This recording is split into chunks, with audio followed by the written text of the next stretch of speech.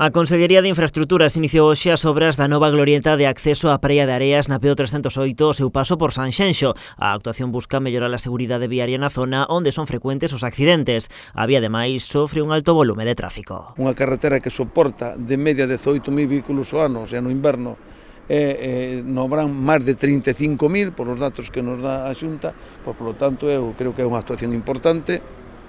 Estamos agradecidos de que este tramo de carretera que tantas persoas pues tamén andan por aquí, pues que teñan máis seguridade vial, que é do que se trata. A actuación forma parte do proxecto de mellora da PO 308 entre o Miradoiro da Granxe e o acceso a Nanín, unha intervención que conta cun investimento de máis de 420.000 euros. A rotonda contará con 2 carrís de 4 metros de ancho cada un e beira vías dun metro. Na zona da curva dos Cotos renovarase o firme, reforzarase a sinalización e balizamento e os sistemas de contención. Ademais, ampliarase a plataforma da estrada para acondicionar as paradas de bus para evitar que xeren interferencias co tráfico durante as paradas. Unha das carreteras con máis tráfico non só da provincia de Pontevedra, sino de toda Galicia, por lo tanto, todo o que investamos en mellora de seguridade vial, en evitar tramos de concentración de accidentes, eu creo que é moi importante, non? O delegado da Xunta aproveitou para poñer en valor o esforzo do Executivo galego na aposta a punto deste vial, salientou o investimento millonario para a creación de sendas naqueles puntos da estrada que aínda carecían de espazos peonís. Estamos actuando